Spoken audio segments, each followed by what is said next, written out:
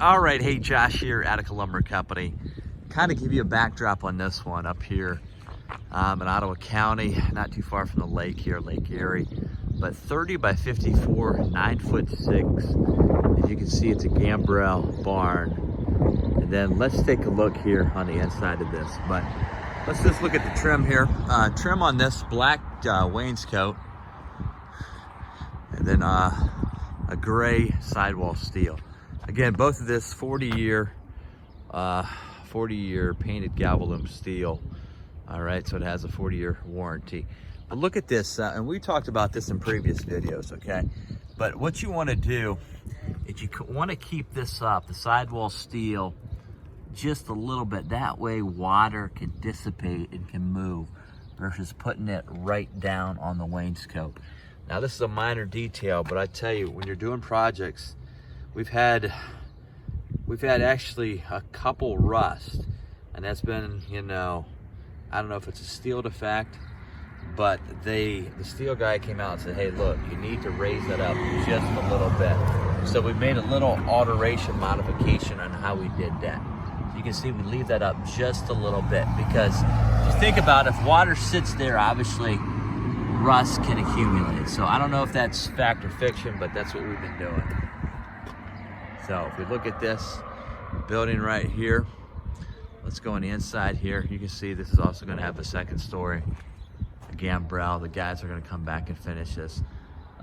We are going to put a stairs, set of stairs in here so the gentleman can get up there. So as you can see right there.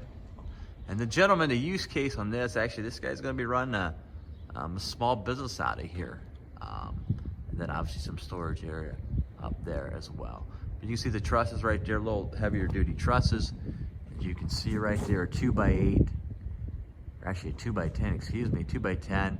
And these trusses are 4 foot on center. And you can see that obviously when you're supporting obviously more room, that second story, you obviously need a durable, heavier truss. And then obviously a 2x4, 2x6 up there as well. So you can see the standard uplifts that you're going to need, obviously, and so forth. And if you've seen this, you know, obviously this is a high wind area up here by the lake. Obviously the winds can whip, but you can see the standard uplifts right there as well. And this is a post frame. You can see here a 3-ply laminated column that the owner chose on this one right here. And we've talked about this in previous videos as well. Pressure point right there. Again, it provides you with a really, really true straight piece of lumber versus 4x6, 6x6, where it could twist and warp on you. So that's the beauty, really, a 3-ply, 4-ply, or even if you wanted to, if you had more money, or I mean, just depend on your budget, if you want to do like a concrete perma column. And we talked about this in the last video. Why the 2x6 sidewall girt right there. You can see the 2x4s, 2x4, 2x4. The 2x6 obviously allows for you to tack on that wainscot, a bigger circumference area where you can tack on to the wainscot area. And then you can see the double top beam header right up there.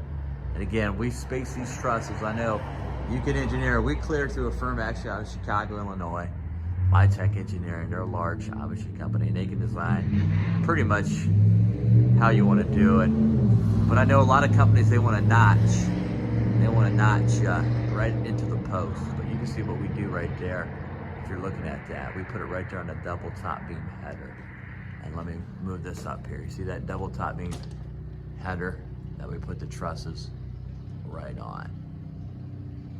Then obviously you put the uplifts, the hurricane ties, making sure. Because I tell you what, it seems like a lot of, I'm not against putting buildings on a foundation, but it seems like a lot of high wind when you see storm damage.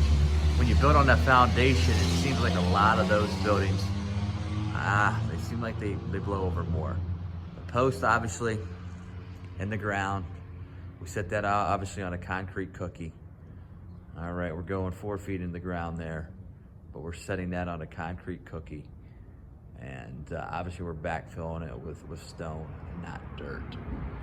So that kind of gives you an idea of this building. Let me take you around here and show you kind of the aesthetics of this.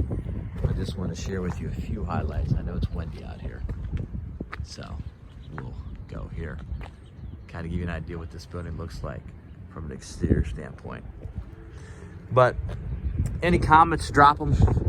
Likes, dislikes, trolling, hate speech, whatever you want to do, drop it in the comments there. And we'll go from there. And you can see right here, obviously we're gonna have to come in here and backfill this. And there's a section over here we're gonna have to put a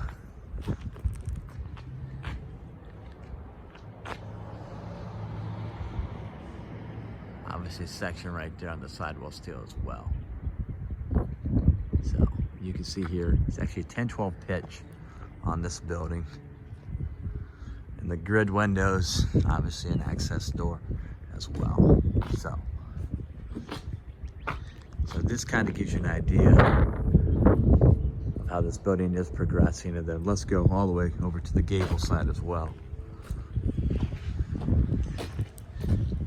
And you can see obviously trenching in here, and obviously gonna have water, bathroom in here as well. So modifications are being made, so forth. But we'll come back. Actually, these things are process-driven jobs, and obviously we got a number of projects going on. But we'll come back to this one, and we'll finish that upstairs and the stairs and the detail there. So there you go. There. This is the Gambrel building again, up here, lakeside, not too far from Lake Erie, up here in Ottawa County. So more information, continue following the journey. You can visit atticlumber.com and drop us a like or dislike in the comments. Attic Lumber since 1925.